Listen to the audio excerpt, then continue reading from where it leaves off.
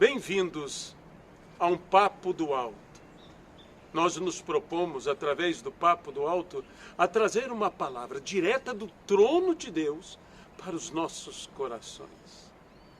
No Sermão da Montanha, Jesus, num dos clímax desta pregação extraordinária, falando sobre oração, disse: Pedi e dar-se-vos-á, buscai e achareis, batei e abre-se-vos-á, pois todo aquele que pede, recebe, o que busca, encontra, e ao que bate, se lhe é aberta a porta.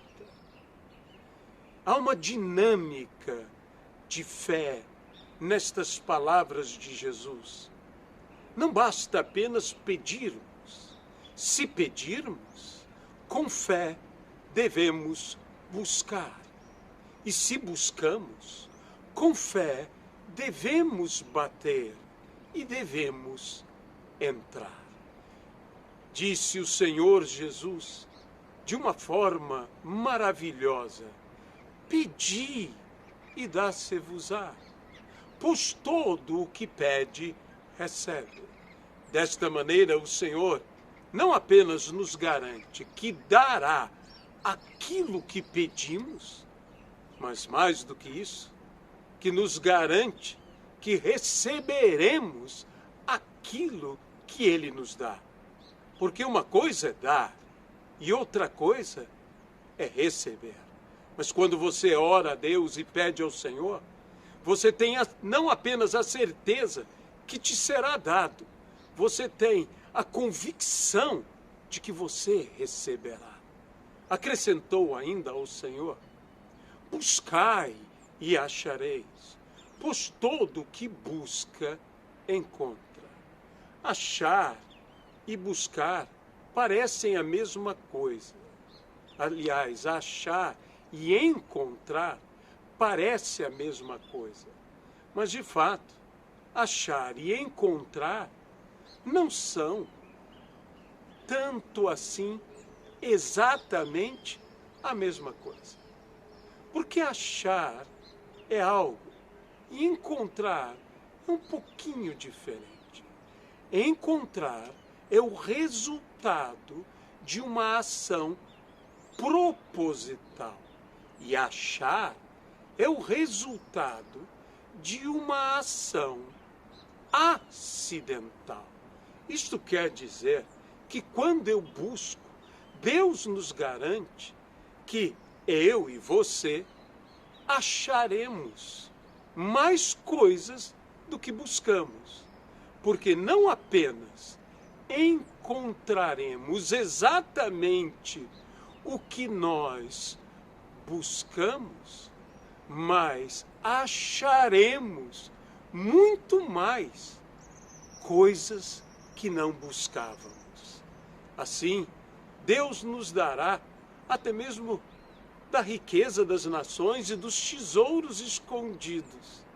Seremos como aquele caminhando, como diz a parábola, pelo campo e encontraremos, ou melhor dizendo, acharemos um tesouro. Não buscávamos esse tesouro, mas achamos esse tesouro. No entanto, o Senhor termina dizendo: batei e abre-se-vos-á. Isso não notamos tamanha diferença. E aonde estará a grande diferença? Está alguns versículos abaixo, quando o Senhor Jesus mesmo nos diz: entrai pela porta estreita. De nada adianta ser aberta uma porta para nós se não entramos pela porta que Deus nos abriu. Jesus mesmo nos disse que a porta é estreita e apertado o caminho. Ah, meus amados irmãos, caminhos que dão em portas, mas também há portas que dão no caminho. Nisto, o que Jesus está falando não é de um caminho que dá numa porta, mas é de uma porta que te leva a um caminho. Porque estreita é a porta e apertado o caminho que conduz à salvação. Entrai por ela. E disse, são poucos que acertam com ela. Se é a porta e é o caminho, eu esperava que Jesus falasse com eles. Mas Jesus disse com ela, porque é com a porta. Pois, nesse caso, quem acerta a porta nunca erra o caminho. A porta é estreita porque ela tem que ser estreita. Ela é a passagem de um homem só. Ela tem um tamanho de uma pessoa só. Porque o próprio Jesus disse que ele é a porta. E não somente ele é a porta, como ele é o caminho, ele é a verdade e ele é a vida. E ninguém chega ao Pai senão através de Jesus Cristo. Entrai pela porta.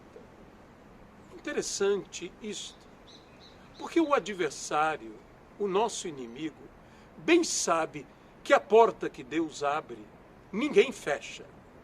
E, portanto, ele nem mesmo tentará fechar esta porta que Deus abriu. Mas isso não quer dizer que ele não possa tentar impedir de que venhamos a passar por esta porta. Por isso, o inimigo faz várias coisas para tentar nos impedir de entrar pela porta. A primeira coisa que ele nos faz é pensar que a porta é de difícil abertura. E então, nós olhamos a porta e imaginamos quão difícil será abrir, para que desanimemos e nem mesmo tentemos a bater. Mas uma vez batendo, a outra coisa que ele tentará nos levar a pensar é que demorará para a porta ser aberta. E há pessoas que quando Deus lhes abre a porta, logo se surpreendem dizendo, mas já? E então, entramos na admiração da porta ter sido aberta. E olhamos dizendo, meu Deus, a porta se abriu. Meu irmão, se Deus abrir a porta, não demore, entre, não espere, passe pela porta. Outra coisa que o inimigo tenta fazer é nos distrair com coisas ao nosso redor. Não é à toa que a Bíblia diz que o inimigo anda ao nosso derredor, como leão que ruge ávido para nos devorar. Às vezes há tantas distrações, tantas coisas, tantas adversidades, tantos rugidos, tantos sons, que nos distraímos e nem mesmo percebemos que a porta se abre. Por outras vezes, o que ele tenta fazer é bloquear o caminho para a porta. Diz a palavra, uma grande e oportuna porta se me abriu para o trabalho. São muitos os adversários. O inimigo não pode fechar a porta, mas ele tenta impedir o acesso à porta pelos adversários, pelas adversidades. Mas aquele que começou boa obra há de completá-la. Aquele que é o Senhor há de nos levar a entrar por esta porta. Como eu disse, Ele é o autor, Ele é o consumador da nossa fé. E Ele mesmo realiza em nós, ou executa em nós, tanto querer como realizar. Se Ele já moveu todo o querer, Ele moverá todo o realizar. Mas a maior estratégia do inimigo, para que não entremos pela porta que Deus nos abriu, é nos abrir outra porta muito maior ao lado desta. A Bíblia diz que estreita é a porta, que apertado é o caminho que conduz à salvação. E diz que larga é a porta e espaçoso o caminho que leva à perdição. Assim, cuidado com portas largas demais que se abrem. Isso nada tem a ver com a altura da porta, sim com a largura da porta. A porta pode ser grande e continuar estreita. Mas cuidado com as portas largas. Por que será que eu digo a você que essa porta pode ser grande e continuar estreita? Porque eu digo que essa porta é a própria pessoa de Jesus. Então, ela está nas dimensões de Cristo. E que todos nós temos que chegar à altura de Jesus.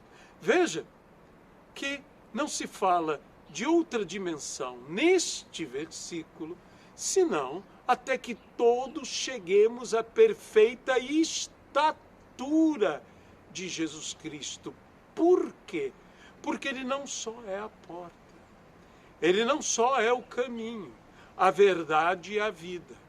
Jesus disse que chegaria a hora que nós veríamos a ele e os anjos de Deus subindo e descendo através dele.